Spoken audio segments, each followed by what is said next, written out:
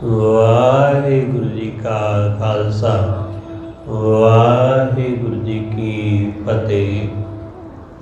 परम सन्मानयोग सतगुरां दे हजूर जुड़ बैठे रब रूप गुरमुख सत्संगी जन, सतगुरु जी की बख्शिश महरामत का सदका गुरु चरणों में जुड़ के बहन का समा नसीब होया। सतगुरु जी की इलाही अमृतमयी बाणी का कीर्तन गुरु के प्यारे कीर्तनिया पासों आप जी ने श्रवण किया। सतगुरु जी के दर बह के वाहिगुरु नाल जुड़न का सांझ पाउण का निमाणा जिहा यतन कर रहे हैं। सतगुरु रहमत करदियां समझाउंदे ने कि परमेश्वर दे वाहिगुरु दे दीदार करके उस दा दर्शन देख के मैनू जीवन मिलदा है। जिवें जिवें मैं उसनू वेखदा वां, जिवें जिवें मैं उसनू जानदा वां, उसनू महसूस करदा वां, उसनू अनुभव करदा वां, उमें उमें इंज लगदा है कि मैं जी रहा। उसनू वेख के ही जीवन प्राप्त होंदा है, उसनू वेख के ही जिवें साह चलदे होण। सतगुरु कहंदे दर्शन पेखत मैं जियो। मैं उहदे दर्शन पेख के, मैं उहदा दीदार करके जी रहा। मैं जी उठिया जदों मैं उसनूं तक्किया।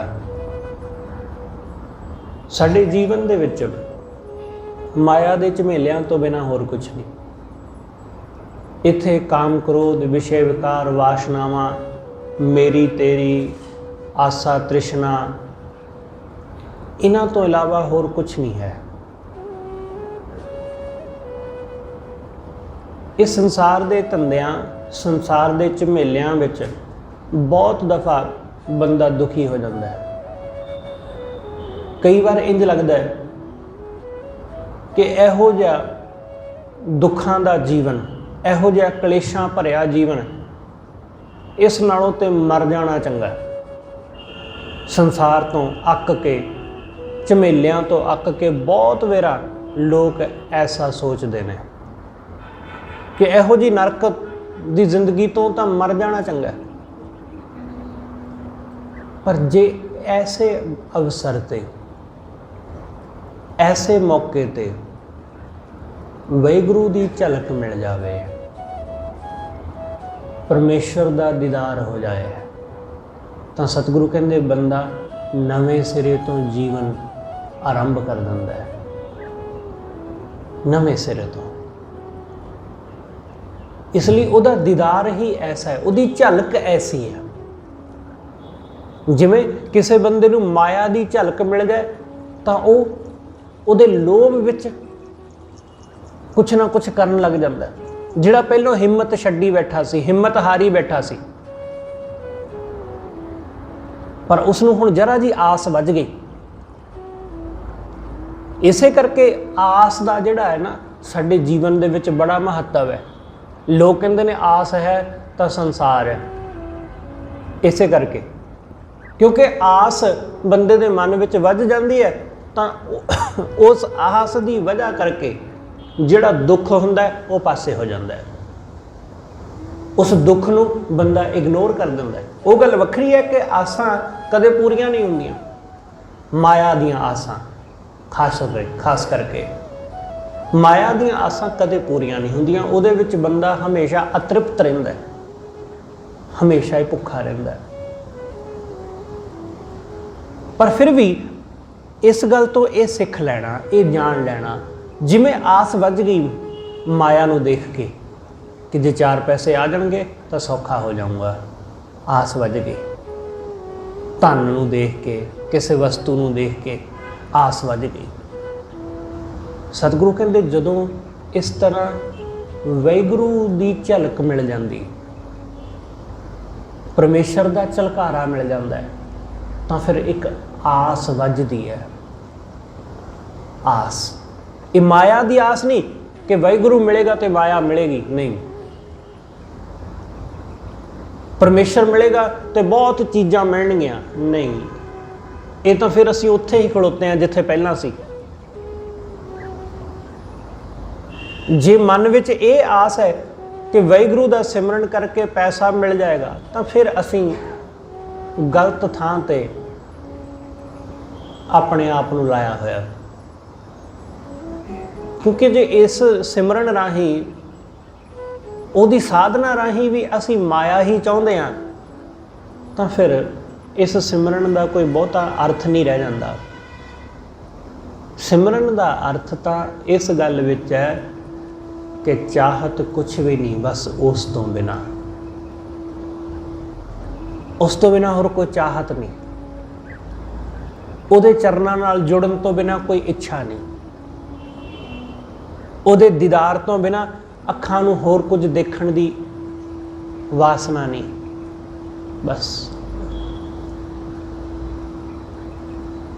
इसलिए जिमें कोई बंदा किसी एक चीज़ का स्वाद ले लैंदा है, उसने खाधा किसी चीज़ नूं, पीता किसी चीज़ नूं, उसनूं जरा जिहा घुट मिलिया तो वह उस चीज़ नूं होर हासिल करना चाहुंदा है कि होर मिल जाए खाण नूं, होर मिल जाए पीण नूं। बस ऐसा ही जिन्होंने वाहिगुरू की जरा जी झलक मिली, वो चाहुंदा है कि जे उहदी एक झलक नाल इन्ना आनंद मिल सकता है, जे उसके जरा जिहा झलकारे नाल इन्ना सुकून मिल सकता है, तो जे उस सचमुच पूरी तरह मिल जाए तो फिर की आनंद होवेगा, फिर की सुख होवेगा। तुसीं ध्रुव की बहुत दफ़ा गाथा सुनी होवेगी कि ध्रुव 5 साल का बालक घर विच उस नाल माड़ा व्यवहार होया, राजे का पुत्र सी, पर जम्मिया वो देर बाद, ते उहदी मां घर विच दासियां वांग रहिंदी सी,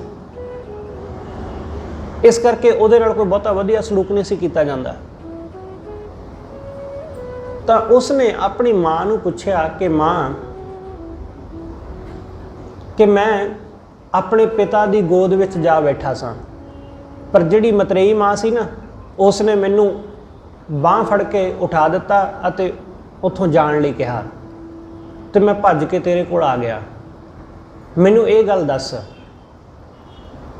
कि किस उद्यम ते राज मिले, कि राज भाग किस करके हासिल हुंदा है, किस तरह प्राप्त हुंदा है।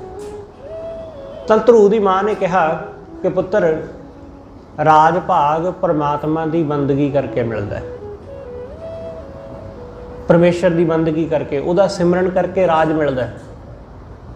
राज भाग दे लालच बस कि जे मैं राजा हुंदा तो मैनू किसी की हिम्मत नहीं सी कोई राज विचों कढ़ सकदा, इस तरह अपने पिता की गोद चों उठा सकदा। राज का मन विच लोभ कि राज मिलेगा तो सत्कार मिलेगा,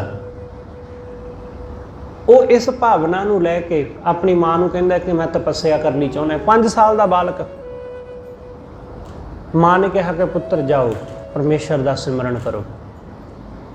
जदों वो घरों तुरिया तो इस गल का पता राजे नूं लग गया, उहदे प्यो नूं। तो उसने सुनेहा भेजिया कि ध्रुव, तैनूं घर छड्ड के जाण की जरूरत नहीं, तैनूं अद्धा राज दिता, तैनूं अद्धा राज बख्शिया, तू तपस्या करने का ख्याल छड्ड, तू इत्थे रह, कोई जरूरत नहीं है किसी पासे साधना करन दी, तू अद्धा राज लै ते राज भोग। ध्रुव 5 साल का बालक, उहदे दिमाग विच ये गल आ गई जो साडे नहीं आउंदी, जो वड्डियां वड्डियां लोकां दे मनां विच नहीं आउंदी, अपने आप नूं सियाणे कहाउण वालियां दे नहीं आउंदी। उसने कहा जे ਹਾਲੇ ਤਾਂ ਸਿਰਫ ਮੈਂ ਘਰੋਂ ਤੁਰਨ ਲੱਗਿਆ, ਹਾਲੇ ਤਾਂ ਸਿਰਫ ਵਿਚਾਰ ਬਣਾਇਆ ਕਿ ਪ੍ਰਮਾਤਮਾ ਦਾ ਨਾਮ ਜਪਾਂਗੇ, ਉਹਦੀ ਤਪੱਸਿਆ ਕਰਾਂਗੇ ਤਾਂ ਰਾਜ ਹਾਸਲ ਹੋਵੇਗਾ।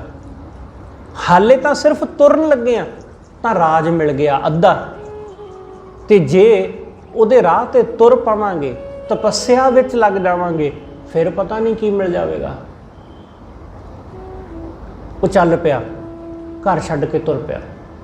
ਪਿੱਛੋਂ ਪਿਤਾ ਨੇ ਸੁਨੇਹਾ ਭੇਜਿਆ ਕਿ ਤੈਨੂੰ ਸਾਰਾ ਰਾਜ ਦਿੱਤਾ, ਸਭ।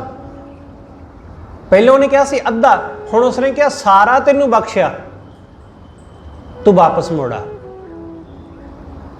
ਪਰ ਧਰੂਵ ਵਾਪਸ ਨਾ ਮੁੜਿਆ। ਉਸਨੇ ਕਿਹਾ ਕਿ ਹਾਲੇ ਤਾਂ ਤਪੱਸਿਆ ਕੀਤੀ ਵੀ ਨਹੀਂ, ਹਾਲੇ ਤੇ ਸਿਮਰਨ ਸਾਧਨਾ ਕਰੀ ਵੀ ਨਹੀਂ, ਹਾਲੇ ਤਾਂ ਸਿਰਫ ਘਰੋਂ ਤੁਰੇ ਆ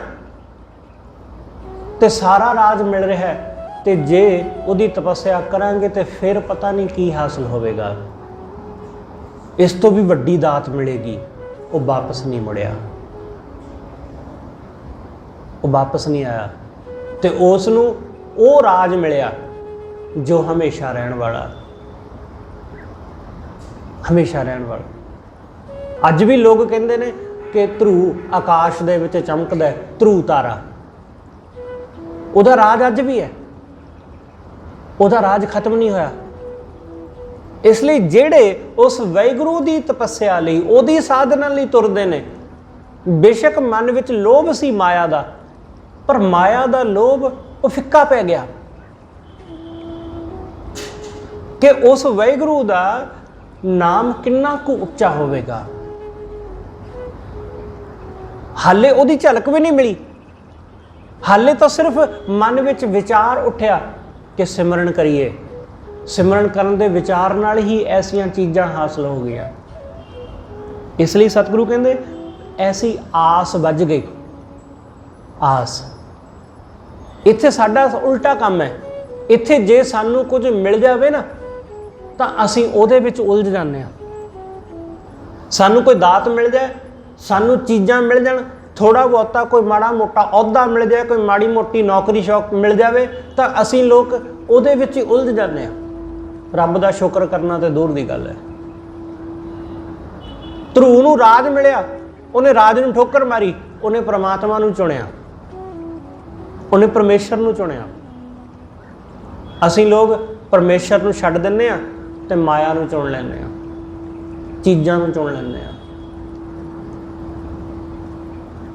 ਤੇ ਫਿਰ ਇਸ ਕਰਕੇ ਖੱਜਲ ਹੁੰਦੇ ਹਾਂ। ਸਾਡੀ ਖੁਆਰੀ ਦਾ ਹੋਰ ਕੋਈ ਕਾਰਨ ਨਹੀਂ ਹੈ, ਕਿਉਂਕਿ ਸਾਨੂੰ ਦਾਤਾਂ ਪਿਆਰੀਆਂ ਹੋ ਜਾਂਦੀਆਂ ਤੇ ਦਾਤਾ ਵਿਸਰ ਜਾਂਦਾ ਹੈ। ਜਿਹਨੇ ਤੰਦਰੁਸਤੀ ਦਿੱਤੀ ਹੈ ਉਹ ਭੁੱਲ ਜਾਂਦਾ ਹੈ, ਸਿਰਫ ਤੰਦਰੁਸਤੀ ਦਾ ਚੇਤਾ ਰਹਿ ਜਾਂਦਾ ਹੈ। ਜਿਹਨੇ ਸੁੱਖ ਦਿੱਤਾ ਹੈ ਉਹਦਾ ਚੇਤਾ ਭੁੱਲ ਜਾਂਦਾ ਹੈ ਤੇ ਸੁੱਖ ਦਾ ਚੇਤਾ ਰਹਿ ਜਾਂਦਾ ਬਸ। ਇਸ ਲਈ ਸਾਡੇ ਜੀਵਨ ਵਿੱਚ ਖੁਆਰੀ ਦਾ ਕਾਰਨ ਇਹੀ ਹੈ। ਸਤਿਗੁਰੂ ਸਮਝਾਉਂਦੇ, ਸਤਿਗੁਰੂ ਕਹਿੰਦੇ ਦਰਸ਼ਨ ਪੇਖਤ ਮੈਂ ਜੀਓ, ਮੈਂ ਉਹਦਾ ਦਰਸ਼ਨ ਕਰਦਿਆਂ ਜੀ ਉੱਠਦਾ ਵਾਂ। ਮੈਂ ਜਿਵੇਂ ਉਹਨੂੰ ਤੱਕਦਾ, ਮੈਂ ਜਿਵੇਂ ਉਹਨੂੰ ਵੇਖਦਾ, ਮੈਨੂੰ ਬੜਾ ਸਕੂਨ ਮਿਲਦਾ ਹੈ ਜੀਵਨ, ਕਿ ਜਿਵੇਂ ਮੈਂ ਜੀ ਉੱਠਿਆ, ਜਿਵੇਂ ਮਰਦੇ ਹੋਏ ਨੂੰ ਅੰਮ੍ਰਿਤ ਦਾ ਘੁੱਟ ਮਿਲ ਗਿਆ ਹੋਵੇ। ਜਿਵੇਂ ਕੋਈ ਆਦਮੀ ਮਰ ਰਿਹਾ ਸੀ, ਆਖਰੀ ਸਾਹ ਲੈ ਰਿਹਾ ਸੀ, ਉਸ ਨੂੰ ਡਾਕਟਰ ਨੇ ਸਾਹ ਦੇ ਕੇ ਬਚਾ ਲਿਆ।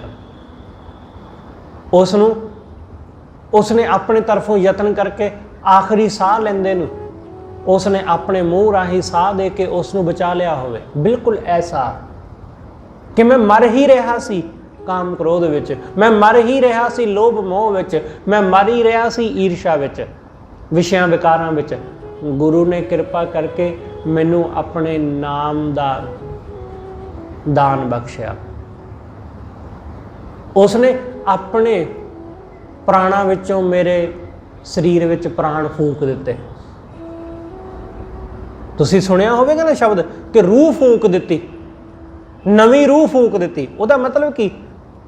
ਕਿ ਜਿਵੇਂ ਡਾਕਟਰ ਕਿਸੇ ਬੰਦੇ ਦੇ ਮੂੰਹ ਨਾਲ ਮੂੰਹ ਲਾ ਕੇ ਉਸ ਦੇ ਮਰਦੇ ਹੋਏ ਨੂੰ ਨਵਾਂ ਸਾਹ ਦੇ ਦਿੰਦਾ ਹੈ। ਉਹਨੂੰ ਨਵਾਂ ਸਾਹ ਬਖਸ਼ ਦਿੰਦਾ ਕਿ ਉਹਦਾ ਸਾਹ ਨਹੀਂ ਸੀ ਚੱਲ ਰਿਹਾ, ਬਸ ਰੁਕ ਹੀ ਰਿਹਾ ਸੀ, ਰੁਕ ਹੀ ਗਿਆ ਸੀ। ਉਸ ਨੂੰ ਉਹਦੇ ਅੰਦਰ ਰੂਹ ਫੂਕ ਦਿੱਤੀ ਉਸਨੇ। ਬਿਲਕੁਲ ਐਸਾ ਹੀ ਜਦੋਂ ਉਹਦਾ ਦੀਦਾਰ ਹੁੰਦਾ ਹੈ ਤਾਂ ਇੱਕ ਨਵੀਂ ਰੂਹ ਸਾਡੇ ਅੰਦਰ ਮਨ ਨੂੰ ਆ ਜਾਂਦੀ ਹੈ, ਇੱਕ ਨਵਾਂ ਜੀਵਨ ਆ ਜਾਂਦਾ ਹੈ। ਅਸੀਂ ਫਿਰ ਤੋਂ ਮਰਦੇ ਮਰਦੇ ਫਿਰ ਤੋਂ ਜੀ ਉੱਠਦੇ ਹਾਂ। ਦਰਸ਼ਨ ਪੇਖਤ ਮੈਂ ਜੀਓ, ਸੁਨ ਕਰ ਬਚਨ ਤੁਮਾਰੇ ਸਤਿਗੁਰ, ਮਨ ਤਨ ਮੇਰਾ ਠਾਰ ਥੀਓ। हे सच्चे पातशाह, तेरे बचन सुन के, तेरा शब्द सुन के मेरा मन मेरा तन ठंडा हो गया, ठार हो गया। ये मन जिहड़ा तपिया होया सी, गुरु दा बचन ऐसा है कि ये बचन सुन के मन ठार हो जाता है, मन शांत हो जाता है, मन शांत हो जाता है। बिल्कुल ऐसा। कई बार लोग आखते ने कि गुरु के बचन नाल की हुंदा है, शब्द नाल की हुंदा है? कुछ भी तो नहीं, कुछ भी नहीं हुंदा। ये सिर्फ गल्लां ने। इस वाहिगुरू शब्द नूं बार बार बोलण नाल की होवेगा? कुछ नहीं हुंदा। कई बार लोग ऐसा कहते ने, पर वो इस नूं जाणदे नहीं। शब्द का असर हुंदा है, बचन का असर हुंदा है। किवें असर हुंदा है? ਤੁਹਾਨੂੰ ਕਿਸੇ ਬੰਦੇ ਨੇ ਕੋਈ ਗੱਲ ਕਹੀ ਤੇ ਉਸ ਗੱਲ ਨੂੰ ਸੁਣਦਿਆਂ ਹੀ ਤੁਹਾਨੂੰ ਗੁੱਸਾ ਆ ਗਿਆ, ਹੋਇਆ ਨਾ ਅਸਰ ਉਹਦਾ? ਬਚਨ ਦਾ, ਸ਼ਬਦ ਦਾ ਅਸਰ ਹੋਇਆ ਨਾ। ਪਰ ਲੋਕ ਧਰਮ ਦੇ ਮਾਮਲੇ 'ਚ ਕਹਿੰਦੇ ਜੀ ਸ਼ਬਦ ਦਾ ਅਸਰ ਨਹੀਂ ਹੁੰਦਾ। ਕਿਉਂ ਨਹੀਂ ਹੁੰਦਾ ਅਸਰ? ਹੁੰਦਾ ਹੈ, ਪਰ ਅਸੀਂ ਲੋਕ ਉਸ ਢੰਗ ਨਾਲ ਕਦੇ ਵੇਖਦੇ ਨਹੀਂ, उस तरह असी कदे सुनते नहीं। सतगुरु कहते मेरा हिरदा तपिया होया सी, मन तपिया होया सी काम क्रोध विच। जदों गुरु दा बचन मैं सुनिया, सुनकर बचन तुम्हारे सतगुर, हे सतगुरु तेरे बचन सुन के मन तन मेरा ठार थियो, मेरा मन मेरा तन ठंडा हो गया। गुरु रामदास महाराज की कहते ने, सतगुरु की कहते, सतगुरु कहते अमृत बाणी हर हर तेरी, सुन सुन होवै परमगत मेरी। जलन बुझी शीतल होए मनुआ। मन की जलन बुझ गई। जो मन विच जलन सी ना, ईर्षा दी, द्वेष दी, मिट गई। मेर तेर दी ये मिट गई। ईर्षा, ये जलन मिट गई। जलन बुझी शीतल होए मनुआ। उदा दर्शन, उदा दीदार करके। इस करके सतगुरु कहते मन तन मेरा ठार थियो, मेरा मन मेरा तन ठंडा ठार हो गया, बिल्कुल शीतल हो गया। शीतलता आ गई, ठंडक आ गई। सतगुरु कहते अमृत नाम तुम्हारा ठाकुर, ए महारस जनै पियो। हे सच्चे पातशाह तेरा नाम अमृतमयी है, तेरा नाम अमृत जैसा है, अमृत बख्शदा है। अमृत नाम तुम्हारा ठाकुर, हे वाहिगुरु तेरा नाम अमृत वर्गा, जिसनों पी के, जिसनों सिमर के नवा जीवन हासिल होंदा है। असीं आत्मिक जीवन हासिल करते हैं। अमृत नाम तुम्हारा ठाकुर, ए महारस जनै पियो। ये महारस तेरे सेवकां ने पीता।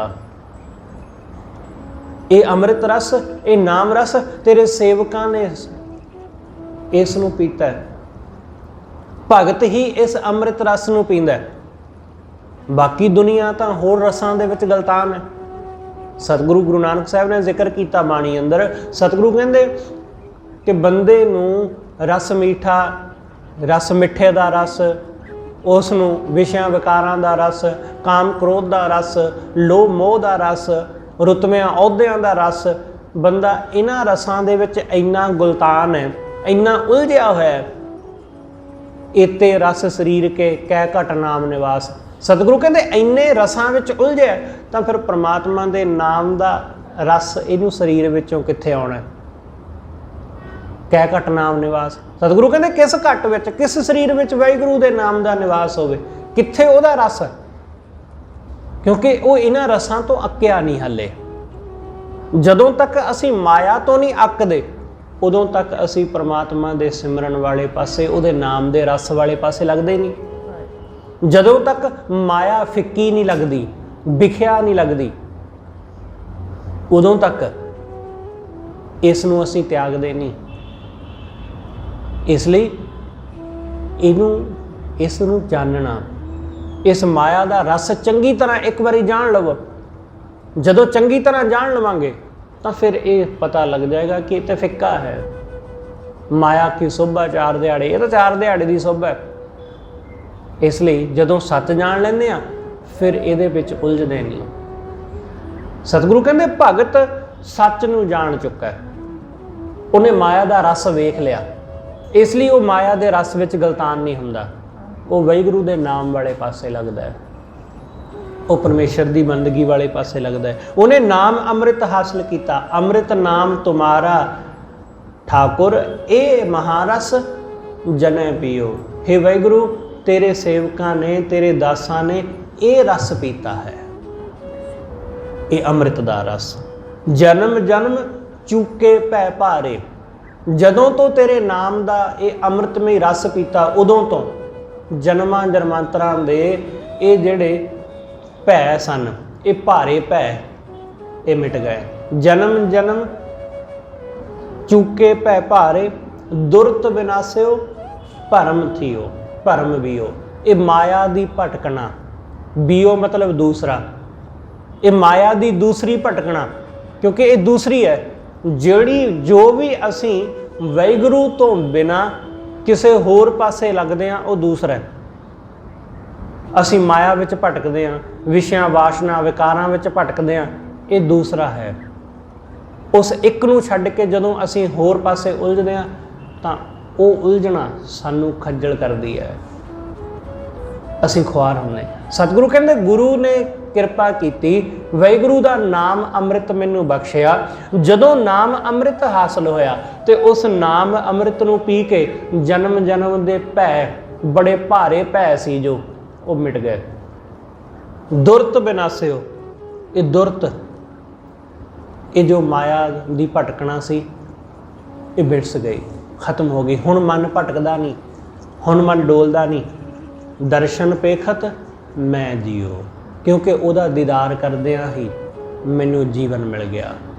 ਉਸ ਨੂੰ ਵੇਖਦਿਆਂ ਹੀ, ਜਦੋਂ ਪ੍ਰਤੱਖ ਉਸ ਨੂੰ ਵੇਖ ਲਿਆ ਤਾਂ ਨਵਾਂ ਜੀਵਨ ਮਿਲ ਗਿਆ। ਸੁਨ ਕਰ ਬਚਨ ਤੁਮਾਰੇ ਸਤਿਗੁਰ, ਮਨ ਤਨ ਮੇਰਾ ਠਾਰ ਥੀਓ। हे ਸੱਚੇ ਪਾਤਸ਼ਾਹ ਤੇਰੇ ਬਚਨ ਸੁਣ ਕੇ ਮੇਰਾ ਮਨ ਮੇਰਾ ਤਨ ਠੰਡਾ ਠਾਰ ਹੋ ਗਿਆ। ਰਹਾਓ ਤੁਮਰੀ ਕਿਰਪਾ ਤੇ ਭਇਓ ਸਾਧ ਸੰਗ। हे ਸੱਚੇ ਪਾਤਸ਼ਾਹ ਤੇਰੀ ਕਿਰਪਾ ਨਾਲ ਗੁਰੂ ਦਾ ਸੰਗ ਨਸੀਬ ਹੋਇਆ। हे ਵਾਹਿਗੁਰੂ ਤੇਰੀ ਕਿਰਪਾ ਨਾਲ ਸਾਧੂ ਦਾ ਸੰਗ, ਗੁਰੂ ਦਾ ਸੰਗ ਮਿਲਿਆ।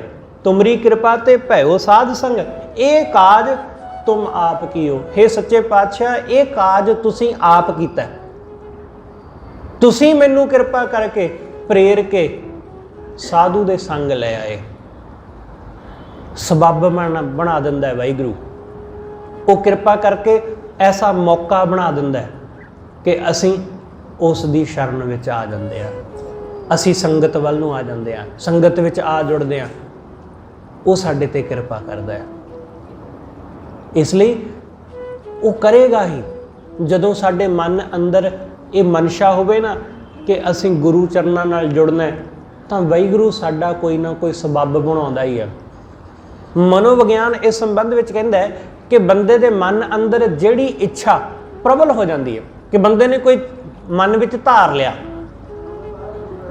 ਬੰਦੇ ਨੇ ਆਪਣੇ ਮਨ ਵਿੱਚ ਕੋਈ ਗੱਲ ਪੱਕੀ ਕਰ ਲਈ ਕਿ ਆਹ ਕੰਮ ਕਰਨਾ ਜਾਂ ਇਹ ਚੀਜ਼ ਮੈਨੂੰ ਚਾਹੀਦੀ ਹੈ, ਤਾਂ ਬੰਦੇ ਦਾ ਦਿਮਾਗ ਉਸ ਚੀਜ਼ ਵਾਸਤੇ ਨਵੇਂ-ਨਵੇਂ ਆਈਡੀਆ ਪੈਦਾ ਕਰਨ ਲੱਗ ਜਾਂਦਾ ਹੈ।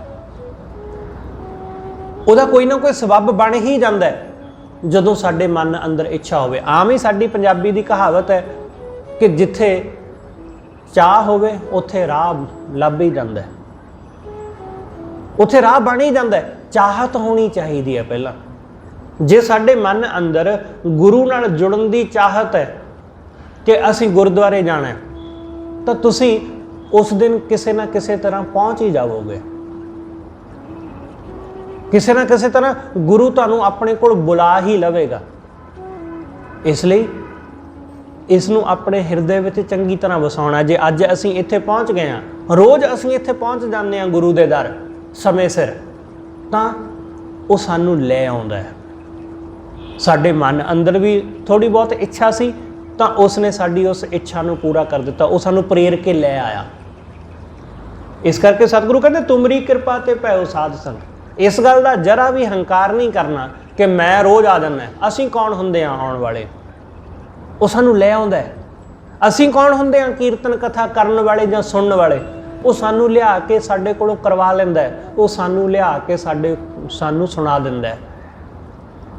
ਇਸ ਕਰਕੇ ਸਤਿਗੁਰੂ ਕਹਿੰਦੇ ਇਹ ਕਾਜ ਤੁਮ ਆਪ ਕੀਓ। ਹੇ ਵਾਹਿਗੁਰੂ, ਇਹ ਕੰਮ ਤੁਸੀਂ ਆਪ ਕੀਤਾ ਹੈ, ਆਪ ਰਹਿਮਤ ਕੀਤੀ। ਦਿੜ ਕਰ ਚਰਨ ਗਹਿ ਪ੍ਰਭ ਤੁਮਰੇ।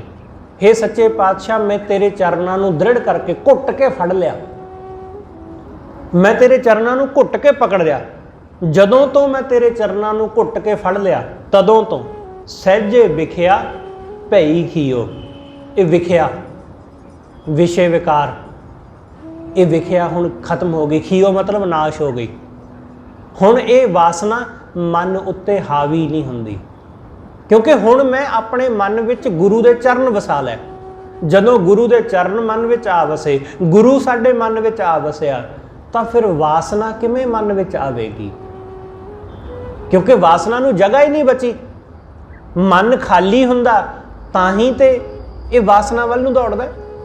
ਅਸੀਂ ਬਹੁਤ ਦਫਾ ਕਹਿੰਦੇ ਹਾਂ ਕਿ ਖਾਲੀ ਮਨ ਸ਼ੈਤਾਨ ਦਾ ਘਰ ਹੁੰਦਾ। ਸਾਡਾ ਮਨ ਖਾਲੀ ਰਹਿੰਦਾ ਹੈ। ਖਾਲੀ ਰਹਿੰਦਾ ਕਿਉਂਕਿ ਉਸ ਮਨ ਵਿੱਚ ਵਾਹਿਗੁਰੂ ਦਾ ਵਾਸਾ ਨਹੀਂ, ਉਸ ਮਨ ਵਿੱਚ ਗੁਰੂ ਦਾ ਵਾਸਾ ਨਹੀਂ। ਜਦੋਂ ਮਨ ਵਿੱਚ ਗੁਰੂ ਆ ਵਸਿਆ, ਤਾਂ ਕਾਮ ਕਿਵੇਂ ਵਸੇਗਾ? ਕ੍ਰੋਧ ਕਿਵੇਂ ਵਸੇਗਾ? ਲੋਭ ਕਿਵੇਂ ਵਸੇਗਾ? ਉਹ ਆ ਹੀ ਨਹੀਂ ਸਕਦਾ, ਕਿਉਂਕਿ ਥਾਂ ਹੀ ਨਹੀਂ ਹੈ, ਜਗ੍ਹਾ ਨਹੀਂ ਹੈ। ਜਦੋਂ ਅਸੀਂ ਕਾਮ ਕ੍ਰੋਧ ਨੂੰ ਜਗ੍ਹਾ ਦਿੱਤੀ ਹੋਵੇ, ਤਾਂ ਫਿਰ ਗੁਰੂ ਕਿੱਥੋਂ ਆਏਗਾ? ਜਦੋਂ ਅਸੀਂ ਆਪਣੇ ਹੰਕਾਰ ਨੂੰ, ਆਪਣੀ ਮੈਂ ਨੂੰ ਜਗ੍ਹਾ ਦਿੱਤੀ ਹੈ ਆਪਣੇ ਮਨ ਵਿੱਚ, ਤਾਂ ਫਿਰ ਉਹ ਪਰਮੇਸ਼ਰ ਕਿੱਥੋਂ ਵਸੇਗਾ? ਸਤਿਗੁਰੂ ਕਹਿੰਦੇ ਨੇ ਨਾ ਕਿ ਹਉਮੈ ਨਾਮੈ ਨਾਲ ਵਿਰੋਧ ਹੈ, ਦੋਏ ਨਾ ਵਸੈ ਇੱਕ ਠਾਏ। ਕਿ ਹਉਮੈ ਅਤੇ ਨਾਮ ਉਹ ਦੋਨੋਂ ਇੱਕ ਥਾਂ ਕਿਵੇਂ ਵਸ ਸਕਦੇ ਨੇ? ਉਹ ਇੱਕ ਥਾਂ ਨਹੀਂ ਵਸ ਸਕਦੇ। ਜਾਂ ਤਾਂ ਹਉਮੈ ਵਸੇਗੀ ਜਾਂ ਵਾਹਿਗੁਰੂ ਦਾ ਨਾਮ ਵਸੇਗਾ। ਇਸ ਲਈ ਜਦੋਂ ਉਹ ਪਰਮੇਸ਼ਰ ਸਾਡੇ ਮਨ ਵਿੱਚ ਆ ਵਸਦਾ ਹੈ, ਉਹਦਾ ਨਾਮ ਸਾਡੇ ਅੰਦਰ ਆ ਵਸਦਾ ਹੈ, ਤਾਂ ਵਿਸ਼ੇ ਵਿਕਾਰ ਉਹ ਫਿਰ ਨਾਸ਼ ਹੋ ਜਾਂਦੇ ਨੇ। ਉਹ ਸਾਡੇ ਅੰਦਰ ਨਹੀਂ ਫਿਰ ਆ ਪਾਉਂਦੇ, ਉਹਨਾਂ ਦਾ ਅਸਰ ਨਹੀਂ ਫਿਰ ਹੁੰਦਾ। ਸੁਖ ਨਿਧਾਨ ਨਾਮ ਪ੍ਰਭ ਤੁਮਰਾ। ਹੇ ਸੱਚੇ ਪਾਤਸ਼ਾਹ, ਸਾਰੇ ਸੁੱਖਾਂ ਦਾ ਨਿਧਾਨ, ਨਿਧਾਨ ਹੁੰਦਾ ਖਜ਼ਾਨਾ, ਸਾਰੇ ਸੁੱਖਾਂ ਦਾ ਖਜ਼ਾਨਾ ਤੇਰਾ ਨਾਮ ਹੈ। ਸਭ ਸੁੱਖਾਂ ਦਾ ਦਾਤਾ ਤੇਰਾ ਨਾਮ। ਸੁਖ ਨਿਧਾਨ ਨਾਮ ਪ੍ਰਭ ਤੁਮਰਾ, ਇਹ ਅਵਿਨਾਸੀ ਮੰਤਰ ਲਿਓ। ਮੈਂ ਗੁਰੂ ਦੇ ਕੋਲੋਂ ਵਾਹਿਗੁਰੂ ਦਾ ਇਹ ਅਵਿਨਾਸੀ ਮੰਤਰ ਲਿਆ। ਅਵਿਨਾਸ਼ੀ ਜਿਹੜਾ ਨਾਸ਼ ਨਹੀਂ ਹੁੰਦਾ। ਗੁਰੂ ਨੇ ਮੈਨੂੰ ਇਹ ਨਾਮ ਮੰਤਰ ਦਿੱਤਾ, ਜਿਸ ਨਾਮ ਮੰਤਰ ਨੂੰ ਜਪ ਕੇ, ਜਿਸ ਨਾਮ ਨੂੰ ਸਿਮਰ ਕੇ ਸਾਰੇ ਸੁੱਖ ਹਾਸਲ ਹੋ ਜਾਂਦੇ ਨੇ। ਸਾਰੇ ਸੁੱਖ ਉਹਦੇ ਨਾਮ ਵਿੱਚ ਨੇ। ਉਹਦਾ ਨਾਮ ਮਿਲ ਗਿਆ ਤਾਂ ਸਾਰੇ ਸੁੱਖ ਮਿਲ ਗਏ। ਕਰ ਕਿਰਪਾ ਮੋਹਿ ਸਤਿਗੁਰ ਦੀਨਾ। ਗੁਰੂ ਨੇ ਕਿਰਪਾ ਕਰਕੇ ਮੈਨੂੰ ਇਹ ਨਾਮ ਬਖਸ਼ਿਆ, ਤੇ ਜਦੋਂ ਨਾਮ ਬਖਸ਼ਿਆ, ਤਾਪ ਸੰਤਾਪ ਮੇਰਾ ਬੈਰ ਗਇਓ। ਮੇਰੇ ਅੰਦਰੋਂ ਮਾਇਆ ਦੇ ਤਾਪ, ਮਾਇਆ ਦੇ ਸੰਤਾਪ ਇਹ ਬਿਨਸ ਗਏ। ਬੈਰ, ਕਿਸੇ ਦੇ ਨਾਲ ਜੋ ਬੈਰ ਭਾਵਨਾ। ਬਹੁਤ ਵਾਰਾ ਬੰਦਾ ਬਿਨਾਂ ਗੱਲ ਤੋਂ ਹੀ ਵੈਰ ਪਾ ਲੈਂਦਾ ਕਿਸੇ ਨਾਲ, ਬਿਨਾਂ ਗੱਲ ਤੋਂ ਹੀ, ਕੋਈ ਕਾਰਨ ਨਹੀਂ ਹੈ ਕੋਈ ਬਹੁਤਾ। ਤੁਸੀਂ ਵੇਖੋਗੇ ਕਿ ਅਕਸਰ ਇੱਕ ਦੂਸਰੇ ਨਾਲ ਵੈਰ ਸੁਭਾਵਕ ਪੈ ਜਾਂਦਾ ਹੈ। ਕਿ ਬਹੁਤ ਸਾਰੇ ਲੋਕ ਇੱਕੋ ਦਫ਼ਤਰ ਵਿੱਚ ਕੰਮ ਕਰਦੇ ਨੇ, ਉਹਨਾਂ ਦਾ ਆਪਸ ਵਿੱਚ ਕੀ ਲੈਣਾ ਦੇਣਾ, ਕੋਈ ਬਹੁਤਾ ਨਹੀਂ। ਹਰ ਕੋਈ ਆਪੋ ਆਪਣਾ ਕੰਮ ਕਰਦਾ ਹੈ, ਪਰ ਫਿਰ ਵੀ ਇੱਕ ਦੂਸਰੇ ਨਾਲ ਖਾਮ-ਖਾ ਵੈਰ ਪੈ ਜਾਂਦਾ ਹੈ, ਬਿਨਾਂ ਗੱਲ ਤੋਂ ਹੀ, ਬਿਨਾਂ ਗੱਲ ਤੋਂ ਹੀ। ਹਰ ਜਗ੍ਹਾ ਤੁਹਾਨੂੰ ਇਹ ਗੱਲ ਵੇਖਣ ਨੂੰ ਮਿਲੇਗੀ, 2-4 ਦੁਕਾਨਾਂ 5-10 ਇਕੱਠੀਆਂ ਨੇ, ਉਹਨਾਂ ਦਾ ਇੱਕ ਦੂਸਰੇ ਨਾਲ ਬਿਨਾਂ ਗੱਲ ਤੋਂ ਹੀ ਵੈਰ ਪਿਆ ਹੋਇਆ। ਕਿਉਂ? ਕਿ ਜੀ ਉਹਦੀ ਦੁਕਾਨ ਤੇ ਗਾਹਕ ਜ਼ਿਆਦਾ ਆ ਜਾਂਦੇ ਨੇ, ਮੇਰੀ ਤੇ ਘੱਟ ਆਉਂਦੇ ਨੇ, ਬਸ ਇੰਨੀ ਕੁ ਗੱਲ ਤੋਂ ਹੀ, ਬਸ ਇੰਨੀ ਨਿੱਕੀ ਦੀ ਗੱਲ ਤੋਂ। ਲੋਕ ਨਿੱਕੀਆਂ ਨਿੱਕੀਆਂ ਗੱਲਾਂ ਤੋਂ ਇੱਕ ਦੂਸਰੇ ਨਾਲ ਵੈਰ ਪਾ ਲੈਂਦੇ ਨੇ ਕਿ ਦੂਸਰਾ ਇਹ ਤਾਂ ਜੀ ਮਹਿੰਗੀਆਂ ਚੀਜ਼ਾਂ ਲਿਆਉਂਦਾ, ਕੰਮ ਓਨਾ ਹੀ ਕਰਦਾ ਜਿੰਨਾ ਮੈਂ ਕਰਦਾ, ਇਹ ਤਾਂ ਜੀ ਵਧੀਆ ਰੋਟੀ ਖਾਂਦਾ, ਬਸ ਇੰਨੀ ਕੁ ਗੱਲ ਤੋਂ ਹੀ ਵੈਰ ਪਾ ਲੈਂਦਾ ਬੰਦਾ। ਇਸ ਗੱਲ ਤੋਂ ਬੰਦੇ ਦੀ ਮੂਰਖਤਾ ਜ਼ਾਹਰ ਹੁੰਦੀ, ਸਿਆਣਪ ਨਹੀਂ, ਮੂਰਖਤਾ। ਹਾਂ, ਉਹ ਗੱਲ ਵੱਖਰੀ ਹੈ ਕਿ ਬੰਦਾ ਆਪਣੀ ਮੂਰਖਤਾ ਨੂੰ ਵੀ ਸਿਆਣਪ ਦੇ ਤੌਰ ਤੇ ਦੇਖਦਾ, ਪਰ ਇਹ ਸਿਆਣੀ ਗੱਲ ਨਹੀਂ ਹੁੰਦੀ ਕਿ ਖਾਮ-ਖਾ ਇੱਕੋ ਜਗ੍ਹਾ ਰਹਿਣਾ ਹੁੰਦਾ, ਇੱਕੋ ਹੀ ਥਾਂ ਨੌਕਰੀ ਕਰਨੀ ਹੁੰਦੀ ਹੈ, ਇੱਕੋ ਹੀ ਥਾਂ ਕੰਮ ਕਰਨਾ ਹੁੰਦਾ, ਫਿਰ ਵੀ ਇੱਕ ਦੂਸਰੇ ਦੇ ਨਾਲ ਈਰਸ਼ਾ ਕਰਦੇ ਰਹਿੰਦੇ ਹਾਂ। ਅਸੀਂ ਉਹਨਾਂ ਲੋਕਾਂ ਤੋਂ ਹੀ ਅੱਗੇ ਨਿਕਲਣਾ ਚਾਹੁੰਦੇ ਹਾਂ ਜਿਨ੍ਹਾਂ ਦੇ ਨਾਲ ਰਹਿਣਾ। ਈਰਸ਼ਾ ਇਸ ਕਰਕੇ ਹੁੰਦੀ ਆ ਕਿ ਜਿਹੜੇ ਸਟਾਫ ਦੇ ਵਿੱਚ ਅਸੀਂ ਰਹਿੰਦੇ ਹਾਂ, ਅਸੀਂ ਉਹਨਾਂ ਤੋਂ ਅੱਗੇ ਹੋਣਾ ਚਾਹੁੰਦੇ ਹਾਂ, ਉਹਨਾਂ ਤੋਂ ਵਧੀਆ ਹੋਣਾ ਚਾਹੁੰਦੇ ਹਾਂ, ਤੇ ਰਹਿਣਾ ਉਹਨਾਂ ਵਿੱਚ ਹੀ ਆ। ਇਹ ਭਲਾ ਕਿਵੇਂ ਸੰਭਵ ਹੋ ਸਕਦਾ ਹੈ ਭਾਈ? ਜਾਂ ਤਾਂ ਹੈ ਕਿ ਉਹਨਾਂ ਨਾਲੋਂ ਵੱਖਰੇ ਹੋ ਜਾਵੋ, ਫਿਰ ਹੈ, ਪਰ ਰਹਿਣਾ ਵੀ ਉੱਥੇ ਹੀ ਹੈ ਤੇ ਉਹਨਾਂ ਨਾਲੋਂ ਵਧੀਆ ਵੀ ਬਣਨਾ, ਉਹਨਾਂ ਨਾਲੋਂ ਚੰਗੇ ਵੀ ਬਣਨਾ। ਇਸ ਕਰਕੇ ਨਾ ਚੰਗਿਆਈ ਆਉਂਦੀ ਹੈ ਤੇ ਨਾ ਹੀ ਉਹਨਾਂ ਤੋਂ ਵੱਖਰਾ ਹੋਇਆ ਜਾਂਦਾ, ਕਿਉਂਕਿ ਉਹਨਾਂ ਤੋਂ ਵੱਖਰੇ ਹੋ ਕੇ ਚੰਗੇ ਹੋਵਾਂਗੇ ਵੀ ਕਿਵੇਂ? ਕਿਉਂਕਿ ਉਹਨਾਂ ਦੇ ਵਿੱਚ ਰਹਿ ਕੇ ਚੰਗੇ ਬਣਨ ਦਾ ਸਵਾਦ ਹੁੰਦਾ। ਇਸ ਕਰਕੇ ਬੰਦਾ ਸਾਰੀ ਜ਼ਿੰਦਗੀ ਈਰਸ਼ਾ ਕਰਦਾ ਰਹਿੰਦਾ ਉਹਨਾਂ ਨਾਲ, ਆਪਣੇ ਭੈਣਾਂ ਭਾਈਆਂ ਨਾਲ। ਉਹ ਵੀ ਇਹੀ ਢੰਗ ਹੈ, ਉੱਥੇ ਵੀ ਇਹੀ ਕੁਝ ਵਾਪਰਦਾ ਹੈ। ਸਤਿਗੁਰੂ ਕਹਿੰਦੇ ਇਹ ਵੈਰ ਇਹ ਮਿਟ ਜਾਂਦਾ ਹੈ, ਇਹ ਵੈਰ ਵਿਰੋਧ ਮਿਟ ਜਾਂਦਾ ਹੈ। ਕਿਵੇਂ ਮਿਟਦਾ? ਸਹਿਜੇ ਹੀ। ਸਹਿਜੇ ਹੀ ਕਿਵੇਂ? ਜਦੋਂ ਵਾਹਿਗੁਰੂ ਦਾ ਨਾਮ ਸਾਡੇ ਮਨ ਵਿੱਚ ਆ ਵਸਦਾ ਹੈ। ਕਰ ਕਿਰਪਾ ਮੋਹਿ ਸਤਿਗੁਰ ਦੀਨਾ, ਗੁਰੂ ਨੇ ਕਿਰਪਾ ਕਰਕੇ ਮੈਨੂੰ ਵਾਹਿਗੁਰੂ ਦਾ ਨਾਮ ਦਿੱਤਾ, ਤਦੋਂ ਤੋਂ ਤਾਪ ਸੰਤਾਪ ਮੇਰਾ ਵੈਰ ਗਇਓ। ਹੁਣ ਕੋਈ ਸੰਤਾਪ ਨਹੀਂ। ਕਿਸੇ ਨੂੰ ਪ੍ਰਮੋਸ਼ਨ ਮਿਲ ਗਿਆ ਤਾਂ ਮੈਨੂੰ ਉਹਦੇ ਵਿੱਚ ਕੀ ਸੰਤਾਪ? ਉਸਨੇ ਮਿਹਨਤ ਕੀਤੀ, ਉਹਨੇ ਕੰਮ ਕੀਤਾ, ਉਹਨੂੰ ਪ੍ਰਮੋਸ਼ਨ ਮਿਲ ਗਿਆ, ਮੈਨੂੰ ਉਹਦੇ ਵਿੱਚ ਕੀ ਦੁੱਖ? ਕਿਸੇ ਬੰਦੇ ਨੂੰ 4 ਪੈਸੇ ਮਿਲ ਗਏ ਤਾਂ ਮੈਨੂੰ ਉਹਦੇ ਵਿੱਚ ਕੀ ਲੈਣਾ ਦੇਣਾ? ਕੋਈ ਬੰਦਾ ਕਿਸੇ ਨੂੰ 100, 50, 500 ਦੇ ਗਿਆ, ਉਹਦੇ ਵਿੱਚ ਮੈਨੂੰ ਕੀ ਤਕਲੀਫ ਜਾਂ ਕਿਸੇ ਦੂਸਰੇ ਨੂੰ ਕੀ ਤਕਲੀਫ?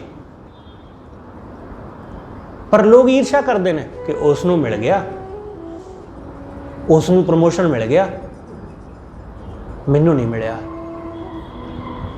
ਬੰਦਾ ਫਿਰ ਈਰਸ਼ਾ ਕਰਨ ਲੱਗ ਜਾਂਦਾ। ਇਹ ਸੰਤਾਪ, ਉਸ ਸੰਤਾਪ ਦੇ ਵਿੱਚ ਤਪਦਾ ਰਹਿੰਦਾ ਤੇ ਉਹਦੀ ਤਪਸ਼ ਜਦੋਂ ਉਹ ਨਿਤ ਤਪਣ ਲੱਗ ਜਾਂਦਾ ਤਾਂ ਉਹਦੇ ਚਿਹਰੇ ਦੇ ਉੱਤੋਂ ਉਹਦੀ ਤਪਸ਼ ਦਿਸਣ ਲੱਗ ਪੈਂਦੀ ਹੈ। ਉਹਦਾ ਤਪਣਾ ਉਹਦੇ ਚਿਹਰੇ ਤੋਂ ਪ੍ਰਗਟ ਹੋਣ ਲੱਗ ਜਾਂਦਾ ਹੈ। ਫਿਰ ਹਰ ਵੇਲੇ ਖਿਝਿਆ ਰਹਿੰਦਾ ਹੈ, ਹਰ ਵੇਲੇ ਮੁਰਝਾਇਆ ਰਹਿੰਦਾ ਹੈ।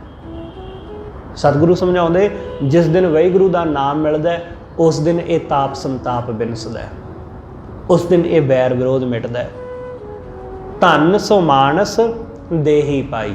ਸਤਿਗੁਰੂ ਕਹਿੰਦੇ ਇਹ ਮਾਨਸ ਦੇਹੀ ਧਨ ਹੈ ਜੋ ਸਾਨੂੰ ਪ੍ਰਾਪਤ ਹੋਈ ਹੈ, ਜੋ ਸਾਨੂੰ ਇਹ ਹਾਸਲ ਹੋਈ ਹੈ। ਧੰਨ ਸੋ ਮਾਨਸ ਦੇਹੀ ਪਾਈ, ਜਿਤ ਪ੍ਰਭ ਆਪਣੇ ਮੇਲ ਲਿਓ। ਜਿਸ ਦੇਹੀ ਰਾਹੀਂ ਉਸ ਆਪਣੇ ਪ੍ਰਭੂ ਦਾ ਮੇਲ ਹੁੰਦਾ ਹੈ, ਇਹਦੇ ਰਾਹੀਂ, ਇਸ ਸਰੀਰ ਰਾਹੀਂ ਉਹਦਾ ਮੇਲ ਹੋਣਾ ਹੈ। ਇਸ ਕਰਕੇ ਇਹ ਦੇਹੀ ਧਨ ਹੈ। ਸਤਿਗੁਰੂ ਕਹਿੰਦੇ ਇਹ ਸਰੀਰ ਧਨ ਹੈ। ਧੰਨ ਸੋ ਕਲਯੁਗ ਸਾਧ ਸੰਗ। ਹੁਣ ਲੋਕ ਕਲਯੁਗ ਨੂੰ ਮਾੜਾ ਕਹਿੰਦੇ ਨੇ, ਜੀ ਕਲਯੁਗ ਆ ਗਿਆ ਜੀ ਤਾਂ ਨਹੀਂ ਰੱਬ ਦਾ ਨਾਮ ਲਿਆ ਹੁੰਦਾ।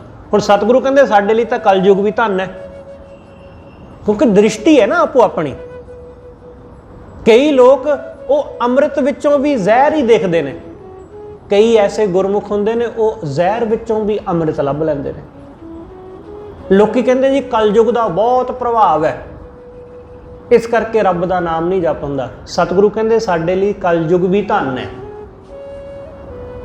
क्योंकि इस कलयुग विच भी गुरु की संगत विच जुड़ के वाहिगुरू का नाम जपिया जा सकता है।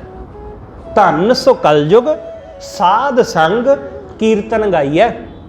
सतगुरु कहते गुरु के संग बह के कीर्तन कर, उहदी सिफत सलाह कर, तो एक कलयुग भी धन हो जाएगा, तेरे लिए कलयुग भी भला हो जाएगा।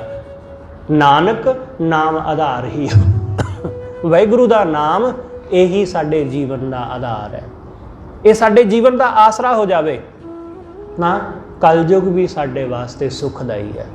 हर चीज़ सुखदाई ही है, बस उस वाहिगुरू का नाम साडा आधार बन जाए, वो साडे रग रेशे विच वाहिगुरू का नाम वस जाए तो सब सुख ही सुख है, सब आनंद ही आनंद है। सतगुरु ऐसी रहमत करे कि साडे जीवन का आधार परमेश्वर का नाम बने, ना कि माया।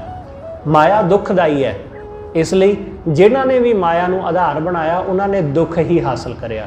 जिन्हों ने वाहिगुरू के नाम नूं अपने जीवन का आधार बनाया उन्होंने दुख विच भी सुख ही प्रतीत होया। होईयां भुल्लां दी खिमा सतगुरु जी अते आप सरबत संगत बख्शण योग। भुल्लां ना चितारदे होए आखो जी वाहिगुरू जी का खालसा वाहिगुरू जी की फतेह।